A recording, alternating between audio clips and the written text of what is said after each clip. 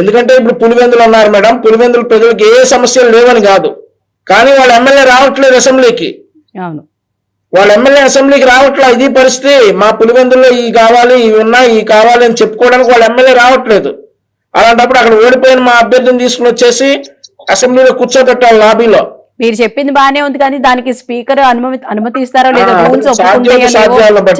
లేదా? ఎందుకంటే బుద్ధి రావాలి కదా మేడం. ఇట్లాంటి ప్రతిపక్షం కాదు మళ్ళీ అది కూడా లేదు. ఇట్లాంటి ఎమ్మెల్యేలు ఎక్కడ ఉండరు దేశవ్యాప్తంగా చూసుకుంటే. మనం చూసుకుంటే మేడం 2017 26 అక్టోబర్ 2017 జగన్మోహన్ రెడ్డి నేను ప్రజాక్షేత్రంలోనే తేల్చుకుంటాను అని చెప్పి బయటికి వెళ్ళిపోయినటువంటి సందర్భం ఆయన ఎమ్మెల్యేలు అందరినీ తీసుకుని.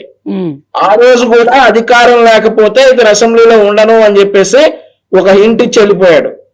ఇక తర్వాత 2024లో ఇందాక అడిసిమల్ శ్రీనివాసరావు గారు చెప్పారు, ఒక పక్క అచ్చెన్నాయుడు గారు అచ్చం కళ్ళప్పకి చూడకు అని అన్నాడు కదా అసెంబ్లీలో అప్పట్లో.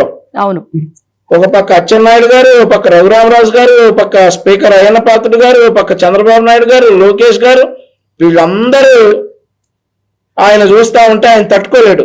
ఇప్పుడు ప్రజా సమస్యల కోసం ఎంతటి అవమానాన్ని భరించాలి, దానికి ఉదాహరణ చంద్రబాబు నాయుడు గారు. 23 మందిలో 22 మందిని సస్పెండ్ చేస్తే ఒక్కడే నిలిచాడు అసెంబ్లీలో.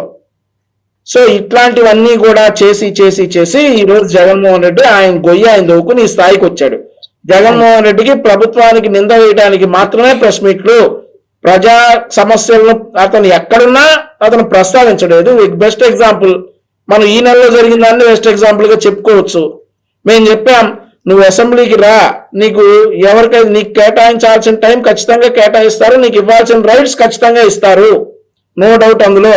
అండ్ మళ్ళీ ఇంకొక విషయం చెప్తా ఉన్నాం, గతంలో అసెంబ్లీలో బూతులు మాట్లాడినట్లుగా గతంలో అసెంబ్లీలో ఏది పడితే అది మాట్లాడేటటువంటి మంత్రులు ఎమ్మెల్యేలు ఉన్నారు, కానీ ఇప్పుడు ఆ పరిస్థితి లేదు.